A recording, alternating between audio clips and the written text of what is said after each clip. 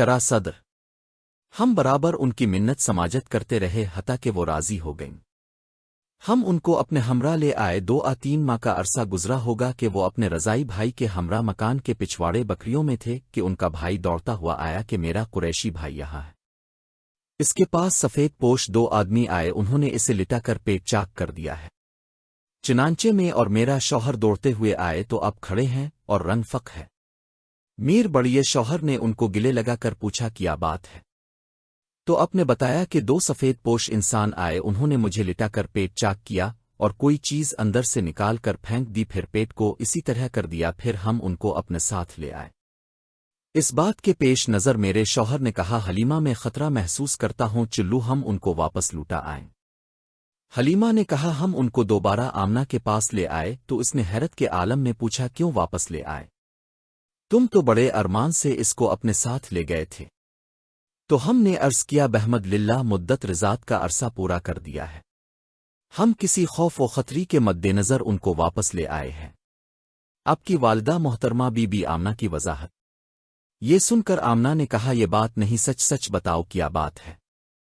تو ان کے اصرار پر ہم نے پورا قصہ گوش گزار کر دیا تو اس نے کہا کیا آپ کو اس پر آسیب اور شیطانی حرکت کا خطرہ ہے؟ سنو، ایسا بالکل نہیں واللہ، ان پر شیطان قابو نہیں پا سکتا واللہ، میرے لخت جگر کی ایک شان اور مرتبہ ہوگا۔ میں اس کی ولادت کا قصہ سناؤں؟ ہم نے عرض کیا کیوں نہیں؟ اس نے کہا اس کے حمل کی وجہ سے مجھے کوئی گرانی نہیں ہوئی، اس سے ہلکا حمل میں نے کبھی نہیں دیکھا۔ حمل کی حالت میں مجھے خواب آیا گویا میرے جسم سے نور خارج ہوا ہے جس سے شام کے محل منور اور ظاہر ہو گئے۔ پھر وضع حمل بھی خلاف عادت ہوا کہ وہ زمین پر ہاتھوں سے ٹیک لگائے آسمان کو دیکھ رہا تھا، اب ہر قسم کے خوف و خطرے کا خیال چھوڑ دیں۔ یہ حدیث علماء سیرت اور مغازی کے ہاں مشہور اور متداول ہے اور متعدد اسناد سے مروی ہے۔ واقد معاذ بن محمد عطابن ابی ربا ابن عباس رضی اللہ عنہ سے روایت کرتے ہیں کہ حلیمہ رسول اللہ کی تلاش میں باہر نکلی تو اس نے دیکھا بکریاں دھوپ میں ہیں اور آپ اپنی رضائی بہن کے پاس ہیں، تو حلیمہ نے خفا ہو کر کہا اس شدید گرمی میں تو اسے باہر لے آئی۔ تو لڑکی نے کہا امی، میرے بھائی کو دھوپ محسوس نہیں ہوئی، میں نے دیکھا ان پر بادل سایہ کیے ہوئے ہے، جب یہ رک جاتا تو بادل بھی رک جاتا ہے اور جب یہ چلتا ہے تو بادل بھی اس کے ساتھ چلتا ہے، اس کیفیت سے وہ یہاں تک پہنچا ہے۔ آپ صلی اللہ علیہ وسلم کا فرمان۔ ابن اسحاق نور بن یزید خالد بن مادان صحابہ کرام رضی اللہ عنہ سے روایت ہے کہ انہوں نے رسول اللہ سے پوچھا اپنی ذات کے بارے میں کچھ ارشاد فرمائیے، تو آپ صلی اللہ علیہ وسلم نے فرمایا کہ میں ابراہیم علیہ السلام کی دعا ہوں، عیسیٰ علیہ السلام کی بشارت ہوں، اور میں شکم مادر میں تھا کہ میری ماں نے دیکھا کہ اس کے بدن سے ایک نور خارج ہوا ہے جس سے شام کے محلات روشن ہو گئے۔ بنی سعد بن بکر میں میری رضاعت کا اہتمام ہوا، میں بکریوں کے ریوڑ میں تھا کہ 2 سفید پوش آدمی آئے، ان کے پاس سونے کی تشتری میں برف تھی۔ انہوں نے مجھے لٹا کر پیٹ چاک کیا، پیٹ سے دل نکال کر چیرا اور اس سے سیاہ بوٹی نکال کر پھینک دی، پھر میرے دل اور پیٹ کو برف سے دھویا اور پھر اس کو پہلے کی طرح کر دیا۔ فرشتوں کی گفتگو۔ ان میں سے ایک نے دوسرے کو کہا کہ ان کا 10 مسلمانوں سے موازنہ کرو، چنانچہ انہوں نے 10 سے تولا تو میں ان سے بھاری نکلا، پھر 100 افراد سے تولا گیا تو پھر بھی میں بھاری ثابت ہوا، پھر 1000 سے تولا گیا پھر بھی میں غالب اور زیادہ تھا، پھر ایک نے دوسرے کو کہا چھوڑو اگر ان کو ساری امت سے بھی تولا جائے تو بھی ثابت ہوں گے۔ یہ سند عمدہ اور قوی ہے۔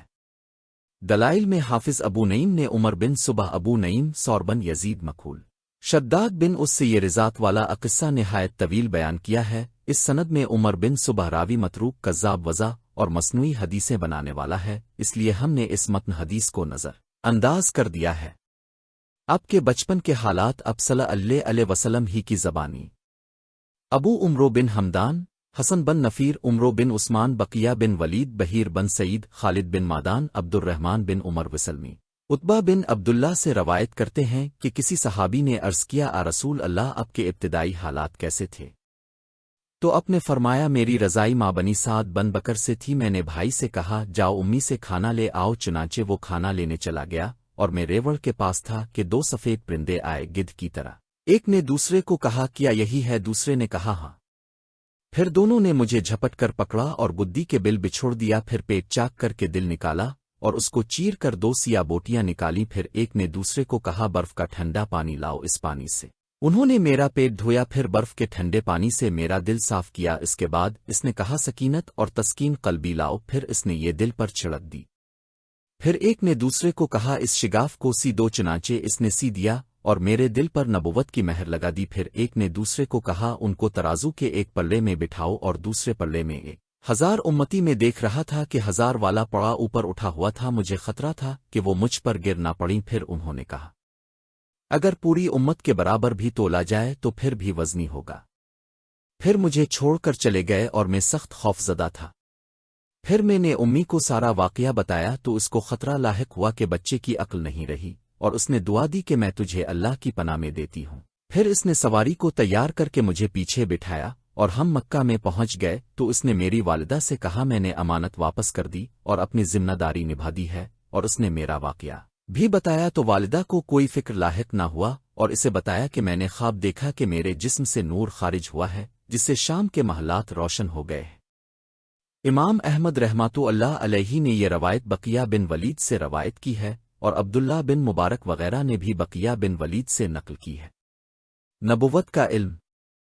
حافظ ابن عساکر، ابو داؤد طلس، جفر بن عبداللہ بن عثمان قرشی، عمیر بن عمر بن عروہ بن زبیر عروہ ابو ذر رضی اللہ عنہ بیان کرتے ہیں کہ میں نے رسول اللہ سے پوچھا آپ کو کیسے معلوم ہوا کہ آپ نبی ہیں اور نبوت پر کیسے یقین آیا؟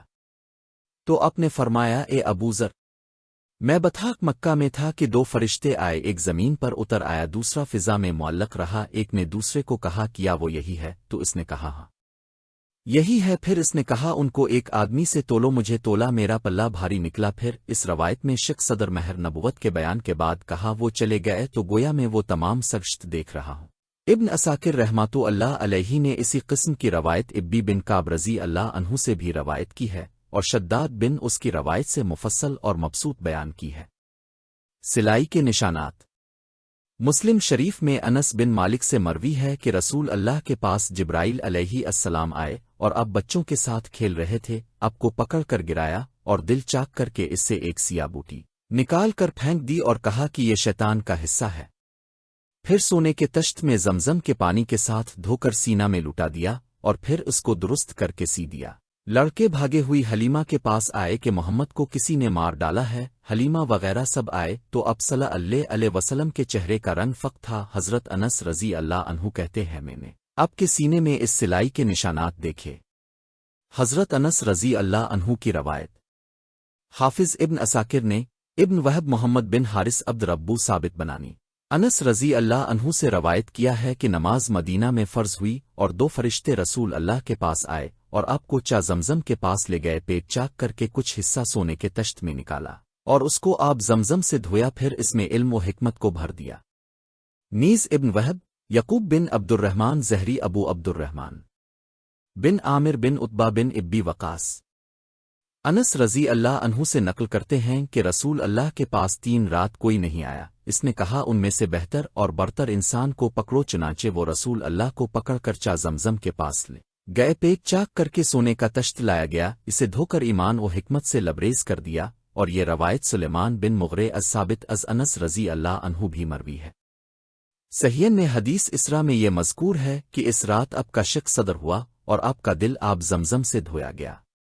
یہ روایات متضاد نہیں کیونکہ یہ قومی احتمال ہے کہ ایک بار شک صدر بچپن میں ہوا اور دوسری بار شب معراج میں ملا اعلیٰ کے ہاں جانے کی خاطر مناجات الاؤ اور اللہ تعالیٰ کے سامنے پیش ہونے کے واسطے۔ ابن اسحاق کہتے ہیں کہ رسول اللہ نے صحابہ کو مخاطب کر کے کہا میں تم سب سے صحیح ہوں، میں قریشی ہوں اور قبیلہ سعد بن بکر میں شیر خار تھا۔